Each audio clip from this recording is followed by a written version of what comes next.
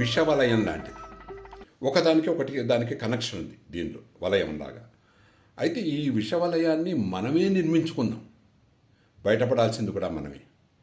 ఎవరు ఈ విషవలయంలో ఉన్నవాళ్ళు అంటే, నిర్మించిన వాళ్ళు, అందులో ఆ విషవలయంలో ఉన్న భాగస్వాములు ఎవరంటే, ఒకటి విద్యార్థుల తల్లిదండ్రులు, తర్వాత విద్యార్థులు, ఆ తర్వాత సమాజంలో ఉన్న ఇతర వ్యక్తులు లేదా సంస్థలు, అంటే వీళ్ళ బంధుమిత్రులు అలాంటి వాళ్ళు అవ్వచ్చు. తర్వాత ముఖ్యంగా కార్పొరేట్ కాలేజీలు, ఇవి కోచింగ్ ఇచ్చే కార్పొరేట్ కాలేజీలు. ఆ తర్వాత ఇవి ఈ విషవలయంలో ఉన్నవాళ్ళు. అయితే ఇది ఎందుకని విషవలయము అని నేను చెప్తున్నానంటే, మనకి ప్రతివాడికి వాడి కొడుకో కూతురో ఐఐటీనే అవ్వాలి. ఇక అది అంతే. వాళ్ళకి ఎంత ఇది ఉంది అంటే, వాళ్ళకున్న నాలెడ్జ్ అంతా లేదు, వీళ్ళకి వస్తుందా లేదు, వీళ్ళకి ఇది కాకుండా ఇంకా వేరే ఫీల్డ్స్లో ఏమన్నా వీళ్ళకి మంచి స్కిల్ ఉందా, వేరే ఫీల్డ్స్లో వీళ్ళు ఏమైనా రాణిస్తారా, లేదు మామూలుగా గ్రాడ్యుయేషన్ చేసి ఇంకా ఫర్దర్గా ఒక ఫీల్డ్లో వీళ్ళు వెళ్తే, ఒక స్కిల్ని ఎక్వైర్ చేసుకుని వెళ్తే ఎలా ఉంటుంది, ఇవేవి ఆలోచన లేదు. ప్రతి వాడు ఐఐటియో లేకపోతే ప్రీమియర్ ఇన్స్టిట్యూట్స్లో ఇంజనీరింగ్ అంతే, లేకపోతే డాక్టర్ అంతే. ప్రతివాడి గోలు అంతే. ఎంత జనాభా ఉంటే, చదువుకునే జనాభా ఎంతమంది ఉంటే ఇంటర్మీడియట్లో ఉన్నవాళ్ళు అందరి గోలు అంతే. ఇవన్నీ అయ్యే పనేనా? అయితే ఇంతమందికి ఈ ఆలోచన ఎందుకు వస్తుందంటే, అక్కడ అందరినీ చూస్తున్నారు. ఏదో ఈ బాగా దీనిలో కానీ, మనకి సాఫ్ట్వేర్లో కానీ, మిగతా డాక్టర్లుగా కానీ, మిగతా ఉన్నవాళ్ళు బాగా సంపాదించడం చూస్తూ, దానికి ఇదే మార్గం కాబట్టి ఇది మార్గానికి మన పిల్లల్ని పంపిద్దాం. ఇది ఎలాగంటే లాటరీ టికెట్ కొన్నట్లే అంతే. ఏదో ఒకటి చేసి లాటరీ వేద్దాం వస్తుందేమో అని ఇక్కడ ఎటొచ్చి ఏమిటంటే ఆశ ఉంటుంది బాగా. ఆ ఆశ ఏమో పిల్లల మీద రుద్దటం జరుగుతుంది.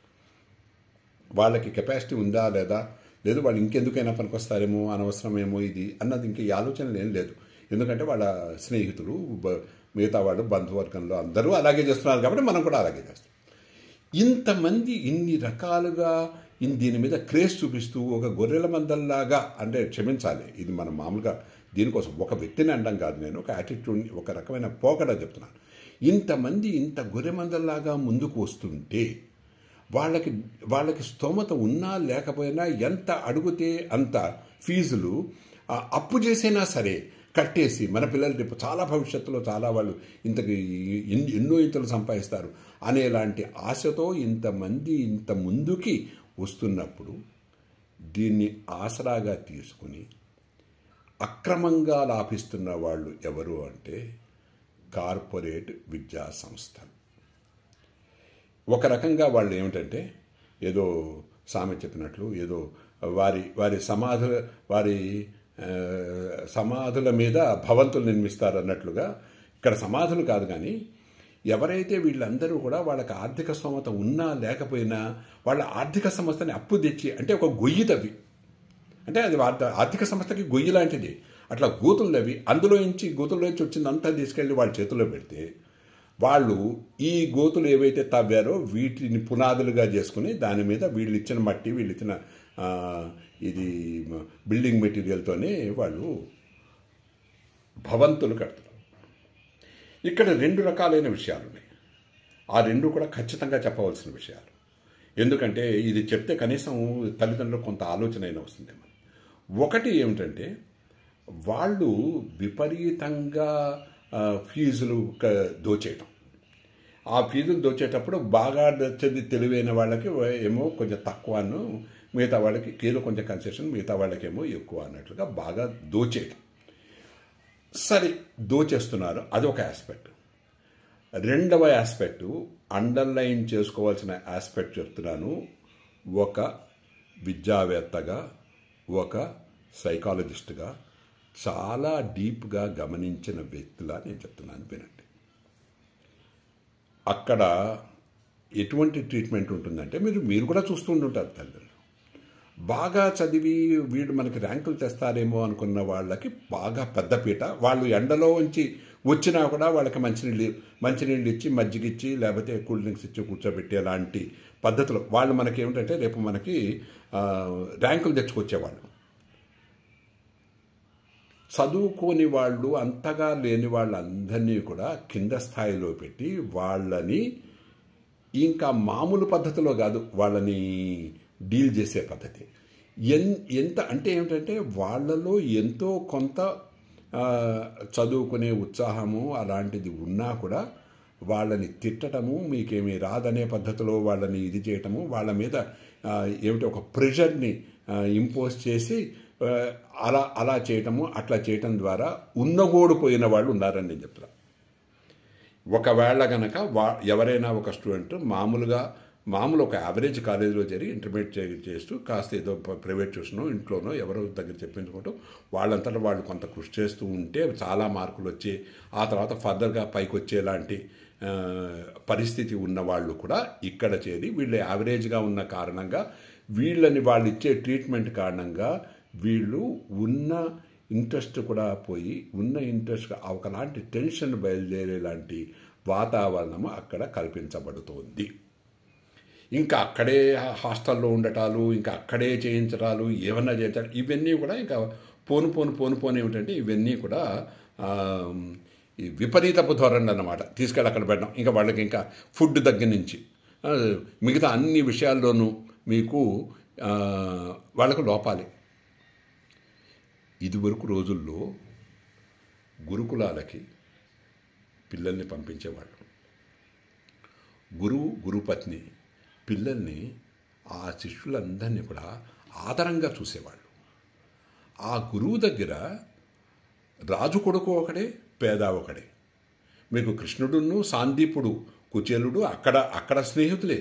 ఆ కృష్ణుడు ఏదో రాజకుమారుడు అయినంత మాత్రాన కృష్ణుడేం పెద్దగా ఇది చేయటం అంటే తర్వాత కథలో ఆయన గురుదక్షిణ ఇవ్వడము ఇదంతా వేరు. దానివల్ల ఇది సరే. కానీ అక్కడ ఏమిటంటే అందరూ ఒకటే. వాళ్ళకి అక్కడ విద్యాభ్యాసం చేయించడం, వాళ్ళకి విద్యా బోధన చేయటం, ఒకే పద్ధతిలో వాళ్ళకి విద్యాబోధన చేయటం. ఎవరి దగ్గర ఏవేవి ఇవి ఉన్నాయో, డెఫిషియన్సీస్ ఉన్నాయో వాటినన్నింటినీ పోగొడుతూ అందరినీ సమానమైన పద్ధతిలో ట్రీట్ చేస్తూ చెప్పే విద్యాబోధన ఉన్న ఎటువంటి మహత్తరమైన విద్యాబోధన ఉన్న దేశం మనది. ఎన్ని విద్యాలయాలు, ఎన్ని యూనివర్సిటీస్, విదేశాల నుంచి వచ్చి చదువుకున్న యూనివర్సిటీస్. అలాంటి విద్యా వ్యవస్థ నుంచి ఇదే విద్యా వ్యవస్థ.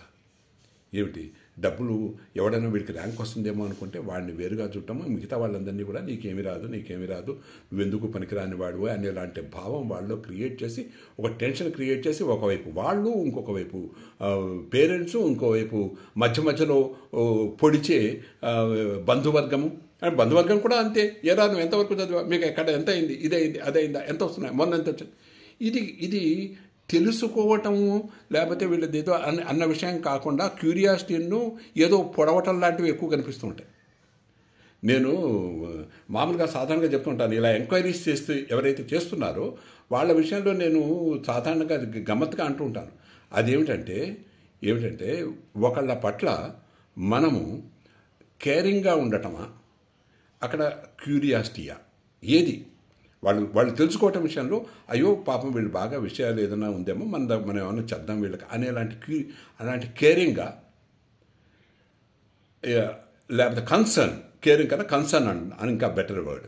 కన్సర్నా వాళ్ళ మీద, లేకపోతే అసలేం జరుగుతుందో చూద్దాం అని చెప్పి 2-3 మాటలు వేసి ఈ క్యూరియాసిటీయా, ఇది కూడా కారణమే. అందుకోసమే నేను ఇది ప్రత్యేకంగా చెప్తున్నాను. బంధువర్గంలో ఉన్న వాళ్ళల్లో ఈ పనులు చేస్తున్న కారణంగా కూడా పిల్లల మీద ప్రెషర్ పడుతోంది.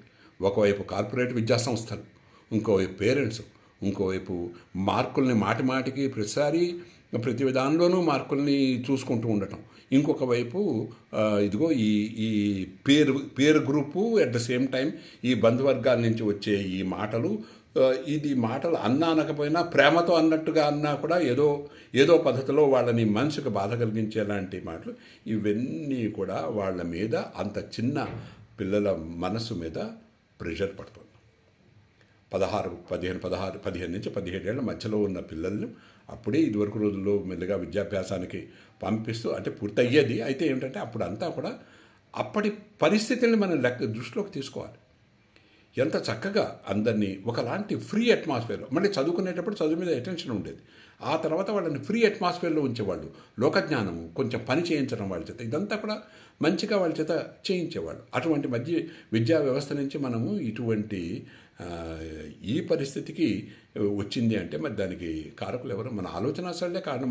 మనం క్రేజ్ చూపించకపోతే మనం ఇదంతా వీళ్ళందరి మీద, కార్పొరేట్ సంస్థలు వీటన్నిటి మీద గవర్నమెంట్ ఇది తీసుకోవాలి, రెగ్యులేషన్ ఉండాలి, లేకపోతే ఏమిటి ఇది ఏది అంటూ ఉంటాం. మన క్రేజ్ లేకపోతే అక్కడ ఉందా?